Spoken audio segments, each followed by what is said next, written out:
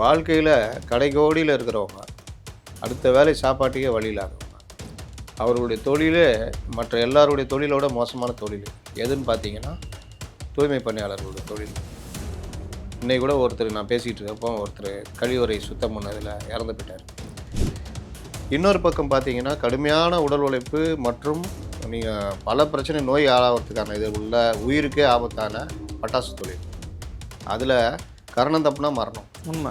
ஒவ்வொரு வருஷமும் ஒரு தீபாவளியிலேருந்து அடுத்த தீபாவளிக்குள்ளே குறைந்தது 30-40 உயிர்களை பலி கொடுத்துட்டே இருக்கணும். அசோக் நகரில் அந்த வெள்ள பாதிப்பு இது கொடுத்தது அரசு தவறு, மகாமகம் அரசு தவறு, தூத்துக்குடி துப்பாக்கி சூடு அரசுடைய கடுமையான தவறு. இந்த மாதிரி ஒவ்வொரு விஷயத்தில் இறந்தவங்களுக்கு அரசு என்ன பண்ணியிருக்கு அப்படின்ற கேள்வி வரும். பிற்காலத்திலையும் இந்த மாதிரி விவகாரங்களுக்கு கொடுத்தே ஆகணுன்ற மாதிரி ஒரு இது வரும். முதலமைச்சர் என்ன செய்யணும்னு நம்ம தலையிட முடியுமா? இது ஏன் இந்த மாதிரி ஏன் கொடுக்கக்கூடாது, அதை ஏன் நீங்கள் தடுக்கிறீங்க, இது எப்படி இன்ஃப்ளூயன்ஸ் ஆகும்னு கேட்குறாங்க. இதே நீதிமன்றம் வேறு ஒரு இடத்துல எனக்கு என்னன்னு கேட்பாங்க. நீங்கள் அப்பாவுடைய நீதிமன்ற அந்த சட்டமன்ற தோல்விக்கு தேர்தல் வழக்கில் 5 வருஷம் முடிந்து அப்பாவு வெற்றி பெற்று அது அதாவது 10வது வருஷத்தில் தீர்ப்பு வந்துச்சு. ஆனால் இப்போ ஒரு வழக்கில் துரைமுருகனுக்கு எதிரான ஒரு வழக்கில் அவர் இப்போ பதவியில் இதுவே இல்லை, அதனால தள்ளுபடி இருக்காங்க. அப்போ நீதிமன்ற தீர்ப்புகள் எப்போதுமே வினோதமாக இருக்கும். நீங்கள் அந்த வாதாடும் பொழுது பார்க்கலாம். இங்கே என்ன பிரச்சனைனா கரூர் மக்களுக்கு விஜய் கொடுக்கணுமா வேணாவா மேட்ரு இல்லை. இந்த மாதிரி விவகாரங்கள்லாம் அரசு வேலை கொடுக்கலாமா வேணாவான்றதான் வாதத்துக்கு எடுத்துக்க. நீங்கள் அதை கொண்டு போய் கரூர் மக்களுக்கு விஜய் கொடுக்குறாருன்னு பொருத்தி பார்க்கவே கூடாது. உங்கள் அரசியல் மேடை அதை ஆக்காதீங்கன்னா. அவர் பேசின பேச்சு சாதாரண பேச்சு. காவல்துறையை வைத்து 41 பேரை கொன்றார்கள்னு பேசுகிறார். இது நீதிமன்ற விசாரணையில் தலையிடுற போக்கு தான். இங்கே நீங்கள் வங்கி கடனை தள்ளுபடி பண்ணிவிட்டு அந்த பணத்தை வங்கிகளுக்கு கொடுக்காதனால அந்த விவசாயி மீண்டும் கடன் பெற முடியாத நிலைமை ஏற்படும். பயிர் கடனும் கிடைக்கல, பயிர் காப்பீட்டு தொகையும் கிடைக்கல. அப்போ ஆட்டோமேட்டிக்காக அவர்கள் தனியார்கிட்ட போய் காசு வாங்கலாம் அதிக வட்டி. அப்போ இது எல்லாம் லேட்டாக அதிக வட்டின்னு ஏறி தற்கொலைக்கு தள்ளப்படுறாங்க. 5 ரூபா வைக்க வேண்டிய எலுமிச்சம்பழம் 1 ரூபா வைக்கும்.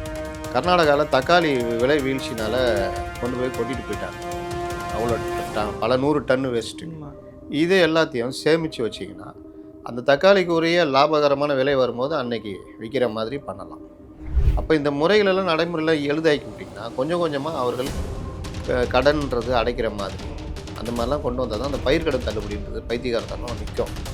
திமுக ஏன் இந்த தேர்தல் வாக்குறுதியில் பயிர் கடன் தள்ளுபடி சொல்லலை? ஏன்னா ஏற்கனவே கடனில் இருக்குது அரசு, திரும்ப அவங்க வந்தால் பண்ண முடியாது.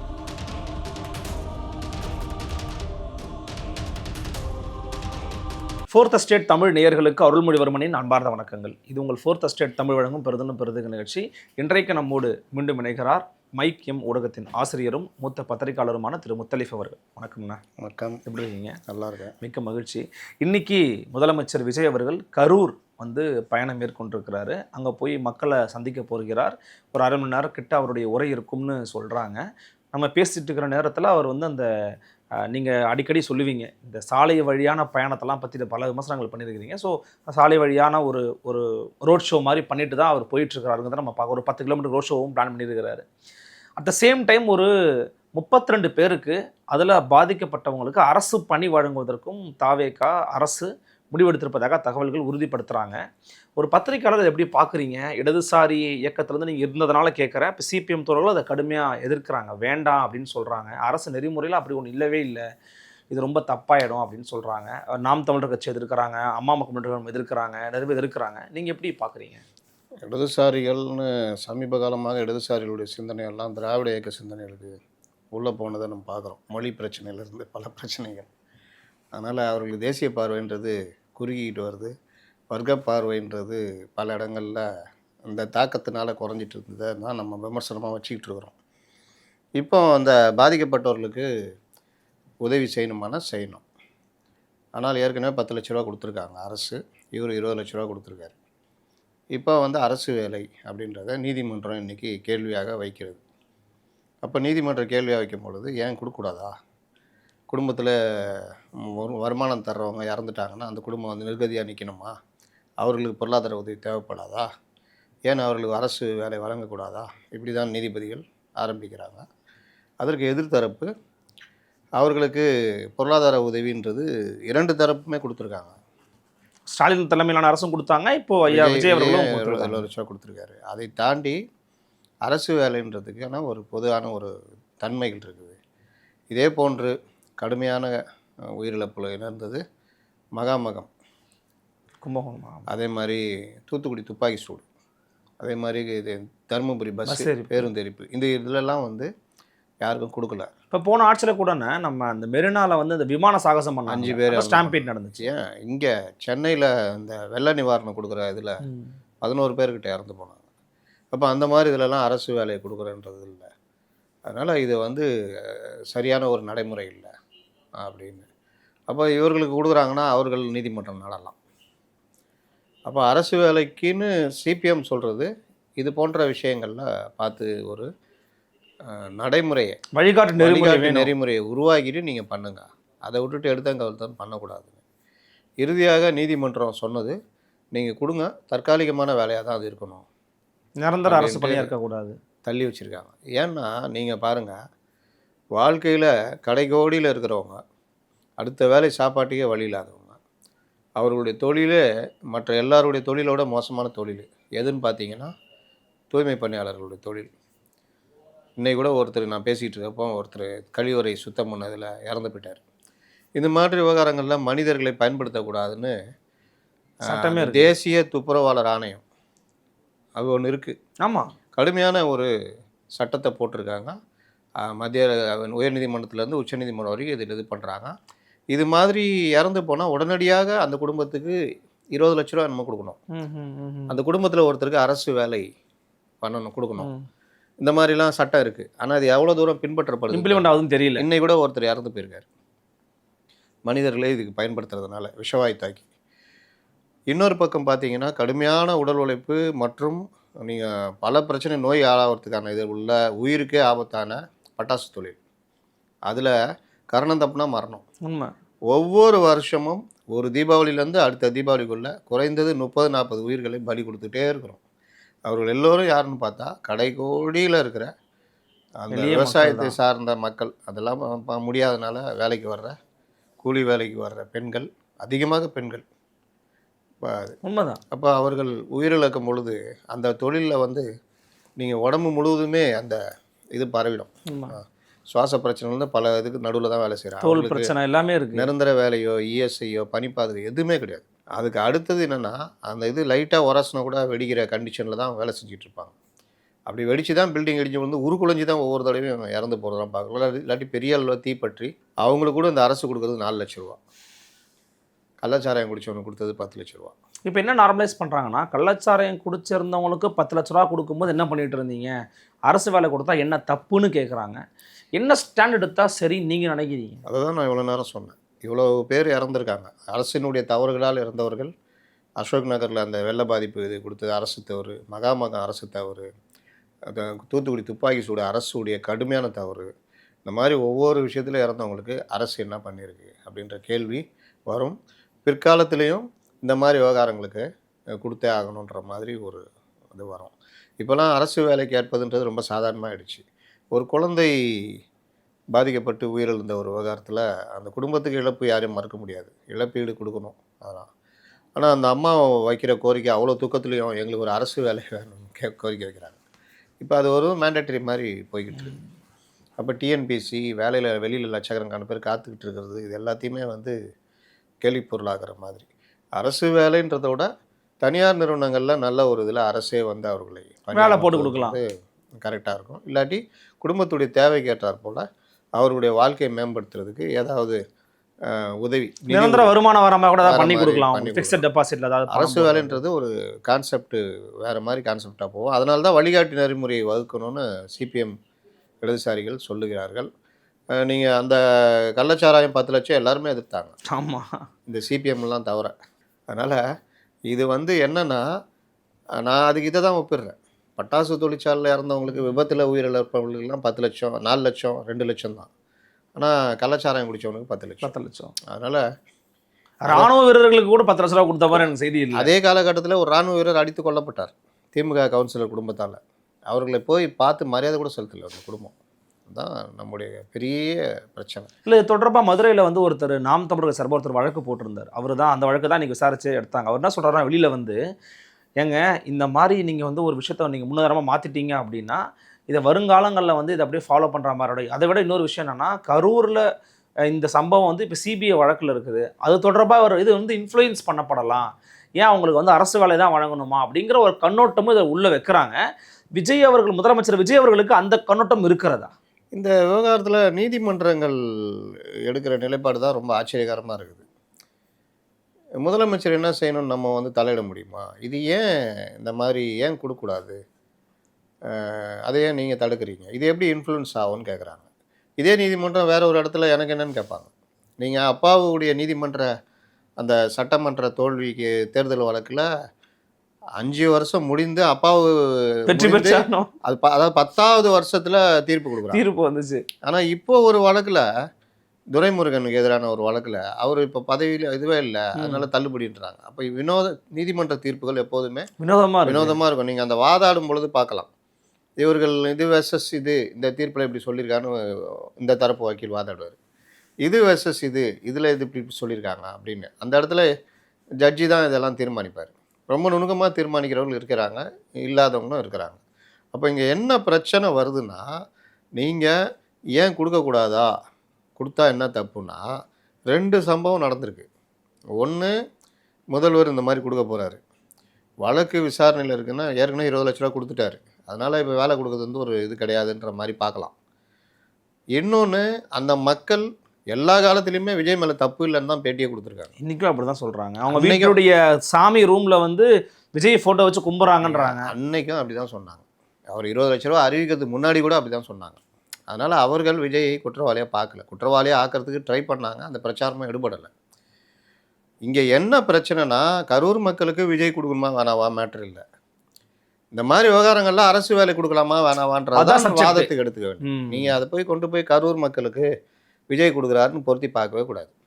பொதுவான ஒரு வழிகாட்டு நெறிமுறையை நீங்கள் உருவாக்கணும், வருங்காலங்களில் எப்படி பண்ணணுன்றது. இல்லாவிட்டால் இது ஒரு இன்டெஃபினிட்டாக தான் போய்கிட்டு இருக்கும்.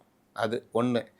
ரெண்டாவது, ஆதவ அர்ஜுனா பேச்சை வந்து மேடைகளில் பேசுவதெல்லாம் நீங்கள் கொண்டு வராதீங்க, உங்கள் அரசியல் மேடை அதை ஆக்காதீங்கன்றாங்க. அவர் பேசின பேச்சு சாதாரண பேச்சு இல்லை. காவல்துறையை வைத்து 41 பேரை கொன்றார்கள்னு பேசுகிறார். இது நீதிமன்ற விசாரணையில் தலையிடுற போக்கு தான் இது, இந்த விசாரணையில். ஏன்னா பொதுவாக விக்டிம் வந்து நீங்கள் ஒரு குற்றம் சாட்டப்பட்டவர், விக்டிம்கள் உங்கள் கட்சியை சார்ந்தவங்க. நீங்கள் ஒரு கருத்தை பொதுவெளியில் நீங்கள் அமைச்சராக இருந்து பதிவிடும் பொழுது அதுக்கு ஒரு வேல்யூ இருக்கும். அப்போ அந்த வேல்யூ விக்டிமை குழப்பலாம். அவர்கள் ஏற்கனவே முடிவெடுத்து இருந்தாலும் இது மாதிரி பேசுவது மீண்டும் குழப்பலாம். ஸ்டாலின் தான் கொன்னார், போலீஸ் தான் கொன்னுச்சு அப்படின்றது. அப்போது விஜய் தான் கொன்னாருன்னு அவங்க சொன்னதுக்கும் நீங்கள் சொல்கிறதுக்கு ஏதாவது வித்தியாசம் இருக்குது. இப்படியெல்லாம் பேசுவதுக்கு வந்து கொஞ்சம் கூட நீதிமன்றம் கண்டிக்கலைன்றது தான் இதில் வருத்தத்துக்குரிய விஷயம். இந்த விஷயம் விசாரணை தொடருது, புரியுது, அது பிற்பாடு ஏதாவது சொல்லலாம், வாய்ப்பு இருக்குது. இந்த விஷயத்தை பொறுத்த வரைக்கும் நீங்கள் இந்த முதலமைச்சர் கூட தாவேகா தலைவர் விஜய் அவர்களுக்கு அது பாசிட்டிவாக போகுமா நெகட்டிவாக போகுமா? ஏன்னா நீங்களே சொல்கிறீங்க மக்கள் மத்தியில் எதிர்ப்பே இல்லைங்க அப்படிங்கிறீங்க. பட் நம்ம கான்செப்ட் அடிப்படையில் அதை எதிர்க்கணும், ஏன்னா இது திடீர்னு இந்த மாதிரிலாம் கொடுக்கக்கூடாதுன்றதை சொல்கிறீங்க. மக்கள் மத்தியில் எப்படி இருக்கும், என்ன ரெஸ்பான்ஸை உருவாக்குது? இங்கு அரசியலும் நடைமுறையும் பிரித்து பார்க்கப்படுது, அதான் பெரிய பிரச்சனை. கரெக்ட். விவசாயிகளுக்கு கடன் தள்ளுபடி பண்ணணும், அந்த இடத்துல அரசியல் வந்துடுது. ஒவ்வொரு தடவையும் நீங்கள் கடன் தள்ளுபடி பண்ணும் பொழுது 2 விஷயம் நடக்குது. ஒன்று, நியாயமாக கடனை திருப்பி செலுத்தும் எண்ணம் உள்ளவர்களும் பணம் கட்டாமல் போகின்ற நிலை உருவாகுது. 2, இவர்கள் தள்ளுபடி அறிவித்த பிறகு அந்த வங்கிக்கு இப்போ தான் அந்த சட்டம் திருத்தம் கொண்டு வந்திருக்காங்க. இதுக்கு முன்னாடி அறிவிச்சிருவாங்க, 5 வருஷத்துக்கு அந்த பணத்தை கொடுக்க மாட்டாங்க. அப்புறம் எந்த பணத்தை வச்சு அவர்கள் வங்கி விவசாயிகளுக்கு கடன் கொடுப்பாங்க, எங்கே இருந்தால் அந்த வங்கி வந்து லாபத்தை பார்க்கும். அப்போ நீங்கள் 12,000 கோடி ரூபா அறிவிச்சாங்க போன தடவை தள்ளுபடின்னு திமுக கவர்மெண்ட்டு. 5 வருஷமாக தரல. இதுக்கு முன்னாடி அதிமுக கவர்மெண்ட்டு அதே தான். அப்போ இந்த பணம் இருந்தால் தானே அவங்க கொடுத்து அதை ரொட்டேஷன் பண்ணுவாங்க. அப்போ அவர்களுக்கால விவசாயிகளுக்கும் கடன் தர முடியாத நிலைமை ஏற்படுது. விவசாயிகள்லேயும் பெரும்பாலானோர் இதையே நம்ம வாங்கினா எப்படியும் அரசு தள்ளுபடி பண்ணிடும் வறட்சி காலம்னு. அப்போது விவசாயிகள்னால் இப்படியே போக சொல்கிறீங்களா, அவங்க பாதிக்கப்பட்டாங்கன்னா தள்ளுபடி பண்ணுறதுல என்ன தப்பு, இந்த கேள்வி அடுத்து. ஆனால் இங்கே எங்கே நடைமுறை தவறுகள்னால், பயிர் காப்பீடு அது குறைந்த தொகையாக நிர்ணயிக்கப்படுது. அதுவும் 1 வருஷம் 2 வருஷம் பொறுத்து வருது. இங்கே நீங்கள் வங்கி கடனை வந்து தள்ளுபடி பண்ணிவிட்டு அந்த பணத்தை வங்கிகளுக்கு கொடுக்காதனால அந்த விவசாயி மீண்டும் கடன் பெற முடியாத நிலைமை ஏற்படுது. பயிர் கடனும் கிடைக்கல, பயிர் காப்பீட்டு தொகையும் கிடைக்கல. அப்போ ஆட்டோமேட்டிக்காக அவர்கள் தனியார்கிட்ட போய் காசு வாங்குறாங்க அதிக வட்டிக்கு. அப்போ இது எல்லாம் லேட்டாக அதிக வட்டின்னு ஏறி தற்கொலைக்கு தள்ளப்படுறாங்க, இல்லை நிலத்தை கொடுக்குற நிலைமை. அப்போ இன்னொன்று, விளைபொருட்களுக்கு அவர்களுக்கு லாபம் ஈட்டுகின்ற விஷயத்தை பண்ணுறதில்லை. நீங்கள் 3 வேளாண் சட்டங்களில் முக்கியமான ஒன்று இந்த இது அமைக்கிறது, குடோன், அதாவது குளிரூட்டப்பட்ட இதை அமைக்கிறது. அதில் இந்த பொருட்களை நேற்று எலுமிச்சப்பழம் பார்த்தீங்கன்னா 1 ரூபா விற்கிது, 5 ரூபா விற்க வேண்டிய எலுமிச்சப்பழம் 1 ரூபா விற்கிது. கர்நாடகாவில் தக்காளி விலை வீழ்ச்சினால் கொண்டு போய் கொட்டிட்டு போயிட்டாங்க, அவ்வளோ பல 100 டன்னு வேஸ்ட்டு.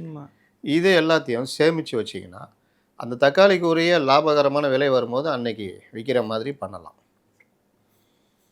விவசாயிகள் சிங்கிளாக மாற்றுறது தான் பிரச்சனை.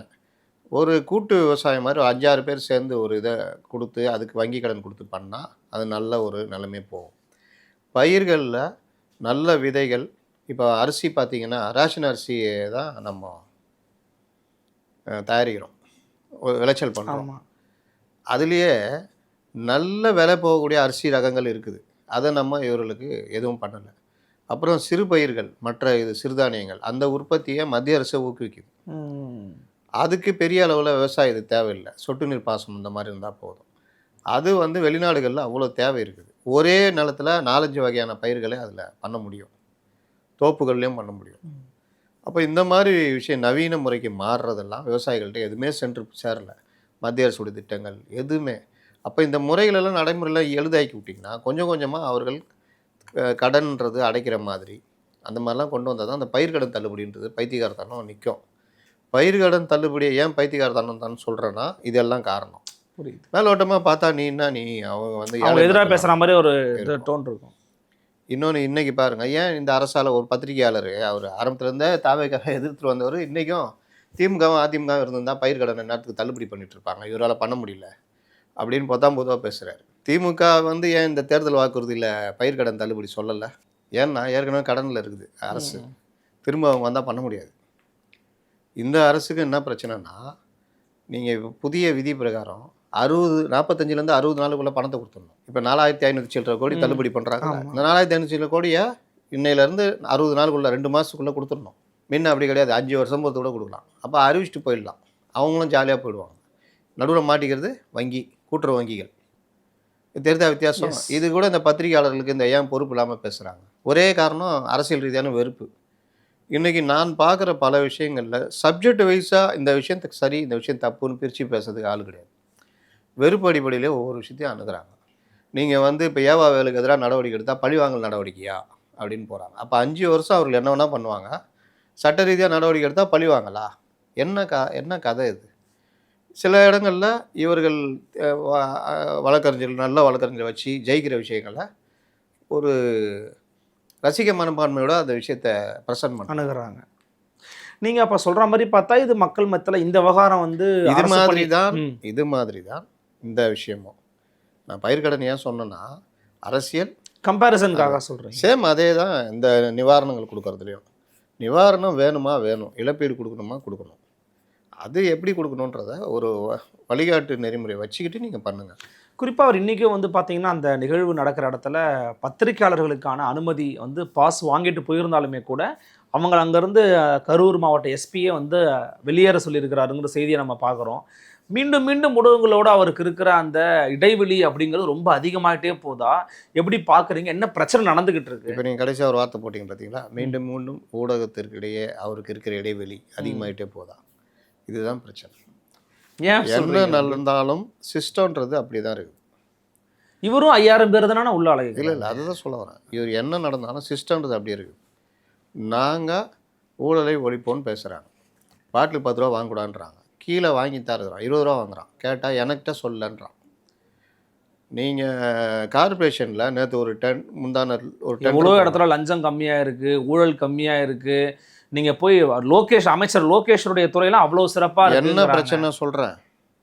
சில அரசியல்வாதிகள் அரசியல் ரீதியாக முடிவெடுத்துட்டாங்க, எங்களுக்கு எதுவும் வேணாம், எதுவும் வாங்கக்கூடாதுன்னு. ஆனால் அதிகாரிகள் மட்டத்தில் இன்னும் திருந்தலை. நீங்கள் போய் அறப்போர் இயக்கத்தை கூட பேட்டி எடுத்து பாருங்கள், எவ்வளோ கதை சொல்லுவாங்க. இவ்வளோ ரணகலத்துலேயும் ஒரு கிலுகிலுப்பு வேலை பண்ணுறாங்க.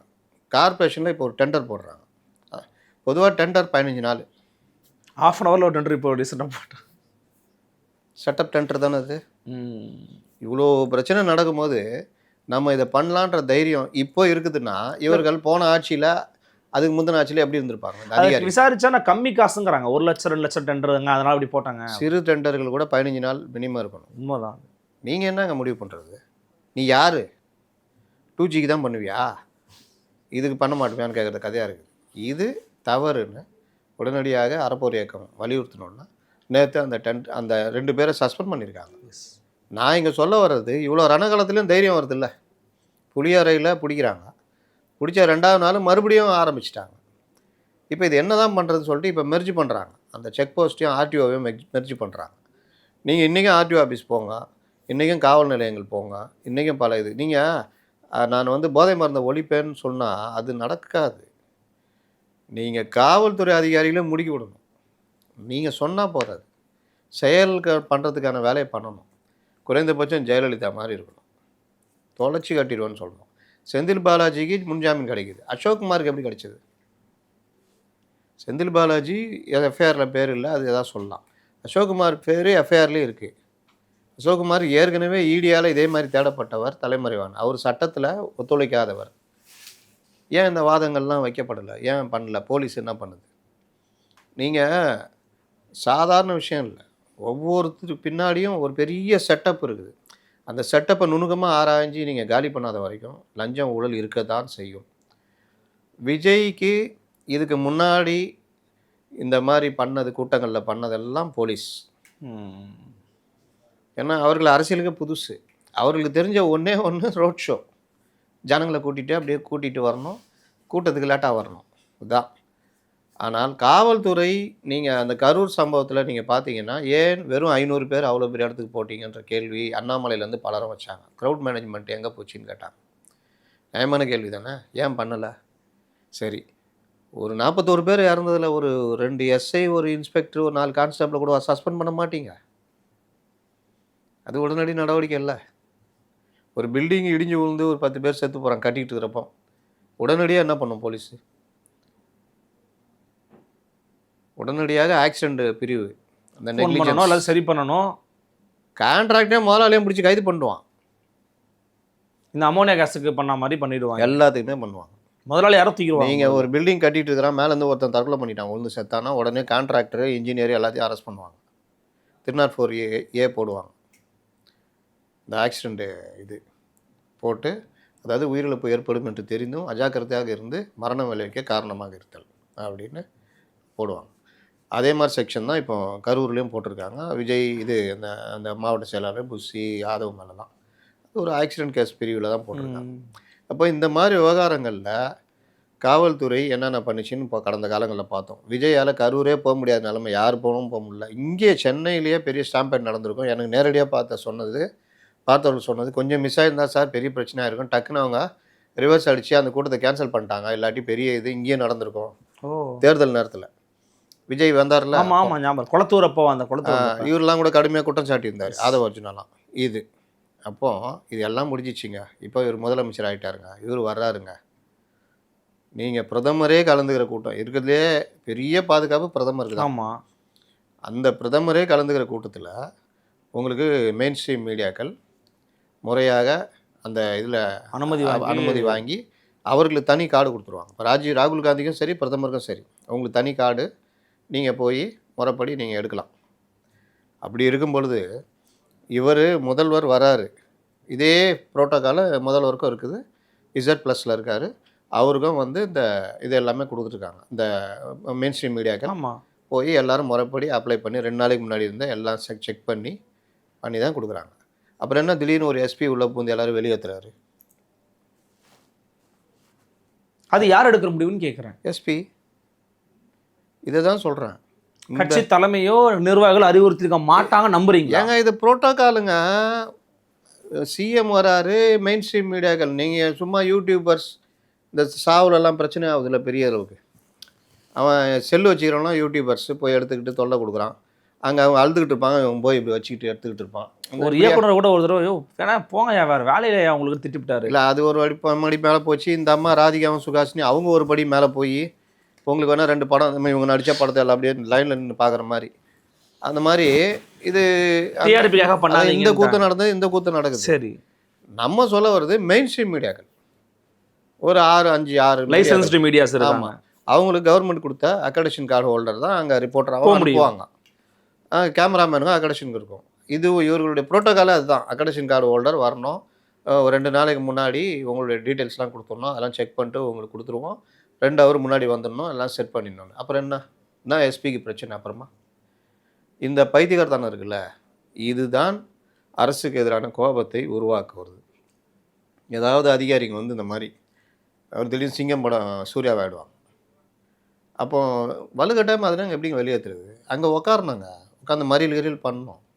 இவங்க எல்லாம் சின்ன பசங்க, இவனுங்க இப்படி அடிமையாக வாழ்ந்து பழக்கப்பட்டவங்க, இவங்களுக்கு அந்த அடிப்படை உரிமை கூட தெரியாது. அவ்வளோதான், உட்காந்து மறியல் பண்ணி பாருங்கள். அவர் வந்து கெஞ்சுவார் எஸ்பி. சில பேர் பதிவு போடுறாங்க, எட்டி உதைத்தாலும் முத்தம் கொடுக்கக்கூடிய ஊடகங்களை வைத்துக்கொண்டு அவர்களையே வெளியேற்றுவதா அப்படின்னு. நான் கொஞ்சம் டீசெண்டாக சொன்னேன், இந்த மாதிரிலாம் நான் சொல்ல மாட்டேன். அதனால் அவர்கள் அப்புறம் புஷி ஆனந்த் வந்து விவரத்தை கேட்டுட்டு குறிச்சிக்கிட்டு நான் வந்து ஒரு 10 நிமிஷம் டைம் கொடுங்க, நான் சரி பண்ணுறேன்ட்டு போயிருக்காரு. இது வரைக்கும் நான் பார்த்துட்டு வந்தேன். அதனால் நீங்கள், நான் திரும்ப திரும்ப சொல்கிறேன், உங்களுக்கு கெட்ட பேர் ஏற்படுத்தி கொடுக்கறது எல்லா விஷயத்துலையும் அதிகாரிகள் தான். அதிகாரிகளை நீங்கள் சரி பண்ணாத வரைக்கும், அதிகாரிகளை வைக்க வேண்டிய இடத்துல வைக்காத வரைக்கும் இது எல்லாமே நடக்கும். நீங்கள் போன ஆட்சிக்கு முந்தின ஆட்சியில் வலுவாக இருந்த அதிகாரிகளை அன்றைய எதிர்க்கட்சி தலைவர் கடுமையாக சாடினார். அதற்கு பிறகு அதிகாரிகளுக்கும் ஒரு வாஷிங் மிஷின் வச்சுக்கிறாங்க. ஓ, அந்த ஆட்சி திமுக ஆட்சி வந்தோன்னா அந்த வாஷிங் மிஷின் அந்த அதிகாரிகளை போட்டு துவைச்சி எடுத்து நல்ல பதவியில் வச்சுக்கிட்டாங்க. இவர்கள் வந்தோன்னா இவர்கள் ஒரு வாஷிங் மிஷின் வச்சுருக்காங்க. இவர்கள் அதிகாரிகளை பற்றி பேசுகிற அளவுக்கு இவர்கள்ட்ட அந்த இது கிடையாது. ஆனாலும் பொதுவான ஒரு பொது புத்தி இருக்கும்ல, அது கூட இல்லை. அதே அதிகாரிகளை இவர்கள் ஒரு வாஷிங் மிஷினில் போட்டு துவைச்சி மறுபடியும் இவர்கள் வச்சுக்கிறாங்க. கார்பரேஷனில் டெண்டர்லாம் தள்ளுபடி பண்ணுறாங்க, டெண்டர்லாம் ரத்து பண்ணுறாங்க. ஆனால் அந்த கார்பரேஷன் கமிஷனருக்கு அறநிலையத்துறையில் நல்ல போஸ்ட் கொடுக்குறாங்க. கார்த்திகேயன் ஒரு அதிகாரி போன அதிமுக ஆட்சியில் எதிர்க்கட்சி தலைவர் ஸ்டாலினால் கடுமையாக விமர்சிக்கப்பட்டவர். திமுக ஆட்சியிலும் நல்ல செல்வாக்காக இருந்தார். இப்போ இந்த ஆட்சியிலும் செல்வாக்காக இருக்கார். உதயச்சந்திரனை பற்றி அவ்வளோ பேசுனாங்க, இந்த ஆட்சியிலும் அவர் செல்வாக்காக இருக்கார். அவருடைய சிஷ்ய கொடிகள் தான் பல இடங்களில் பரவி இருக்காங்க. ஓ, அப்புறம் நீங்கள் என்ன மாற்றத்தை கொண்டு வருவீங்க?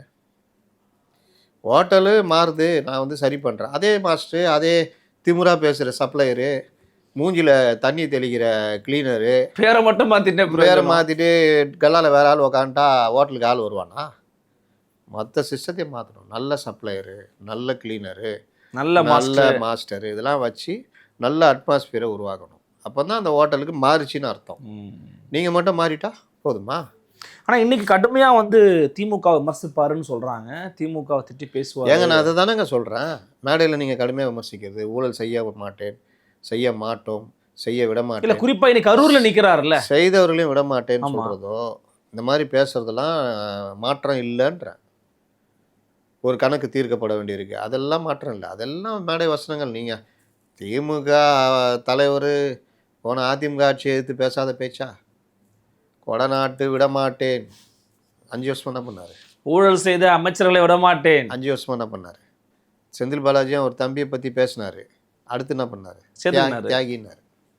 அதனால் அரசியல்வாதிகள் பேச்சை வந்து தண்ணியில் தான் எழுதணும், ஓடுற தண்ணியில் தான். விஜய் அவர்கள் பேச்சு அப்படி தான் எழுதணுமா? அப்படி தான் எழுதணுமானா அது அவர் எப்படி நடந்துக்கிறார் அதை தான் நான் திரும்ப சொல்கிறேன். நீங்கள் எப்படி நடந்துக்க போகிறீங்க? நீங்கள் வந்து ஜெயலலிதா மாதிரி ஒரு இரும்பு கடம் கொண்டு இந்த மாதிரி அதிகாரிகள் ஜெயலலிதா ஆட்சியில் எப்படி இருந்தாங்கன்னு ஊருக்கே தெரியும். அதே மாதிரி தப்பு செஞ்ச போன கவர்மெண்ட்டில் ஆட்டம் போட்ட அதிகாரி ஒரு ஆள் கூட ஜெயலலிதா ஆட்சியில் இருக்க மாட்டாங்க. எல்லாத்தையும் தூக்கி அடிச்சுட்டு புதுசாக ஆளை கொண்டு வந்தாங்க. தலைமை செயலாளரை பிரச்சனைனா உடனே தூக்கி போட்டு மாற்றுறதெல்லாம் நடந்தது. ஆனால் இன்றைக்கி பல அதிகாரிகள் இதில் இப்போ யார் டாஸ்மார்க் யார் ஐஏஎஸ் அதிகாரி யார்? விசாகன்லாம் மாற்றிட்டாங்களே. மாற்றிட்டாங்க. விசாகன் மாற்றிட்டாங்கன்னா தோழர்கள் நான் கேட்டேன், நான் சிஐடிகிட்ட கேட்டேன். அவர் வேறு இடத்துல தான் இருக்காருன்ற மாதிரி சொல்கிறாங்க. ராமச்சந்திரன் ஒருத்தர் இருக்கார், அவரை மாற்றிட்டாங்களா?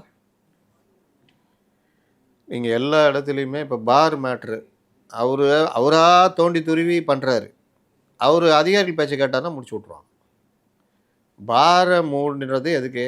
அந்த பீரியடு முடிஞ்சு தேர்தலுக்காக 6 மாதம் எக்ஸ்டெண்ட் பண்ணி மறுபடியும் புது டெண்டர் விடுறதுக்கு பழைய ஸ்டைலில் நாங்கள் விட மாட்டோம், புது விதிகள் பல விஷயங்கள்னு கொண்டு வராங்க. அதுக்கு ஒரு மாதம் ஆகும், நீங்கள் பாரை மூடுங்கன்றாங்க. இவர்கள் பாரை மூடுறதா இருந்தால் கடைகளையும் மூடுவோன்றாங்க. ஏன்னா பார் வச்சுருக்கவங்க கடை அங்கே வாடகை விட்ருக்காங்க. கடை மூடுவோன்னொன்னே அதிகாரிகளும் போய்கிட்டு அமைச்சர்கிட்ட கடையெல்லாம் மூடிடுவோன்றாங்க. என்ன பண்ணுறது? ஆனால் இந்த அதிகாரிக்கு தெரியும், அந்த கடைகள் 5 ஆண்டுக்கு ஒப்பந்தம் போடப்பட்ட கடைகள். ஒரு ஓனர் நினச்சா மூட முடியுமா? கேன்சலும் பண்ண முடியாது. அப்புறம் அப்போ அமைச்சருக்கு இது தெரியாது. அப்போ இங்கே யார் நடுவில் இது பண்ணுறது? அதிகாரிகள். அப்போ அவர்கிட்ட போயிட்டு, சார் இப்படிலாம் பண்ணுறாங்க சார், நம்ம என்ன சார் பண்ணுறது அப்படின்னா நீங்கள் யார் பக்கம் இருக்குங்க? இந்த மாதிரி பல விஷயங்கள் வந்து அதிகாரிகள் இந்த வேலையெல்லாம் பண்ணுவாங்க. இந்த ஆட்சியில் நீடிக்குது அதிகாரிகளுடைய கரங்கள் ஓங்கி தான் இருக்குது. சிஸ்டங்க அது, அதுதான் சிஸ்டம்ன்றோம். அந்த சிஸ்டத்தை நீங்கள் உடைக்கணும். உடைக்காத வரைக்கும் நீங்கள் என்ன பண்ணாலும் அது நடந்துட்டு தான் இருக்கும். இதில் நீங்கள் தூய சக்தின்னு சொல்லிட்டு தீய சக்தியெல்லாம் உள்ளே விட்டுக்கிட்டு இருக்கிறீங்க. நீங்கள் எந்த ஊழலை எதிர்ப்பீங்க? விஜயபாஸ்கரை உள்ளே கொண்டு வந்து சேர்க்குறீங்க. அதுக்கப்புறம் நீங்கள் எந்த ஊழலை எதிர்ப்பீங்க? அவர் சிடி நிர்மல்குமார் சொல்கிறாரு, நாங்கள் உதவி பண்ண மாட்டோம், அவங்க ஊழல் வழக்கு அவங்களே தீர்த்துக்கிட்டோம், நாங்கள் உள்ளே தலையிட மாட்டேன்றாரு. என்ன அவசியம்ன்ற? அப்படி என்ன அவசியம்? அவர்களை உள்ளே சேர்க்கணும் என்ன அவசியம்? உங்கள் மக்கள் யாருக்கு ஓட்டு போட்டாங்க? உங்களை எல்லாரும் ஒதுக்கிட்டாங்க. ஒரு மக்கள் தலைவரை விரும்புகிறவங்கள பார்த்து வர்றவங்கள பார்த்து வேண்டாம் வெளியே போய் எப்படிங்க சொல்ல முடியும்? அதில் ரெகுலேட் பண்ணி விடுங்கன்றேன். ஓரளவுக்கு இப்போ அந்த நான் எம்எல்ஏக்கள் சேர்த்தாங்க, அவங்க ஆட்சியில் அமைச்சரில் இருந்து ஊழலெல்லாம் மாட்டல. அந்த மாதிரி ஊழல் புகார் இல்லாத இடி வழக்கு. இந்த கே கிருஷ்ணசாமியினுடைய மகன் குடும்பத்தோட போய் ஜாயின் பண்ணி. ஆமாம், அது சேர்த்துக்குங்க, தப்பே கிடையாது. அவர் மேலே ஏதாவது இருக்கா? அவர் கட்சி மாறுறது அவரோட உரிமை. நீங்கள் எம்எல்ஏக்களை ராஜினாமா பண்ணிட்டு வாங்கன்னு சொல்கிறது, அந்த இடத்துல உச்சநீதிமன்ற உத்தரவை மீறி ராஜினாமாவை ஏற்பது. சபாநாயகர் தான் அதிகாரம் இருக்குது, ஆனாலும் உச்சநீதிமன்றம் சில வழிகாட்டுதலை சொல்லியிருக்கு, உத்தரவுகளே பிறப்பிச்சிருக்கு. நீங்கள் கட்சித்தாவல் தடை சட்டம் பிரயோகிக்கப்படுகின்ற வகையில் நீங்கள் ஆட்சிக்கு ஆதரவு கொடுக்கறது, அதாவது கட்சி தலைமையை மீறி ஆட்சிக்கு ஆதரவு கொடுக்கறது. என்னன்னு கேட்டால் கொறடா நியமிக்கலை. கொறடான்றது வேறு. கொறடா நியமனம் இல்லாட்டாலும் உச்சநீதிமன்றம் என்ன சொல்லுதுன்னா, பேரண்ட் பாடியுடைய என்ன உத்தரவோ அதை யார் பின்பற்றணும். அப்போ கொறடாவுடைய உத்தரவு இல்லாட்டினாலும் அதிமுக தலைமை எதிர்த்து வாக்களிக்கணும்னு முடிவெடுக்குது. ஆதரிச்சு 25 பேர் வாக்களிக்கிறாங்க.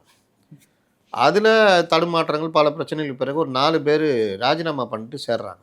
ராஜினாமாவை ஏற்பதா அல்லது பேரண்ட் பாடி கேட்டபடி கட்சித்தாவல் தடை சட்டத்துக்கு கீழே நடவடிக்கை எடுப்பதா என்றால், கட்சித்தாவல் தடை சட்டத்துக்கு கீழே தான் நடவடிக்கை எடுக்கணும். அதுதான் முதல் இதாக இருக்கணும். ஷெட்யூல் 10 பிரகாரம் அதை தான் சபாநாயகர் எடுக்கணும்னு உச்சநீதிமன்ற உத்தரவு இருக்குது. ஆனால் ராஜினாமாவை ஏற்கிறார். காரணம் என்ன? சபாநாயகர் சபைக்குள்ளே எடுக்கிற அந்த முடிவுகள் சபாநாயகர் எடுக்கிற முடிவு தான். அவருடைய வேணால் கோர்ட்டுக்கு போய் கோர்ட்டு மறுபடியும் உத்தரவு போடணும், அவ்வளோதான். ஏன்னா சபாநாயகருடைய அதிகாரம் என்னன்றதை பற்றி 7 நீதிபதி கொண்ட சாசனம் வரைக்கும் இருக்குது. அப்போ இந்த பிரச்சனையை பயன்படுத்துறது, நாங்கள் இப்படி தான் நடப்போன்றதுக்கு பேர் என்ன? பார்க்கலாம். ரொம்ப டீட்டெயில்டாக பல விதமான விஷயங்களை வந்து பகிர்ந்துக்கிட்டீங்க. அரசியல் அடுத்தடுத்து நிகழப்போகிற திருப்பங்கள் என்னங்கிறதோ அடுத்தடுத்து நம்ம பேசலாம். ரொம்ப நன்றி. முன்னு சந்திக்கலாம். வணக்கம்.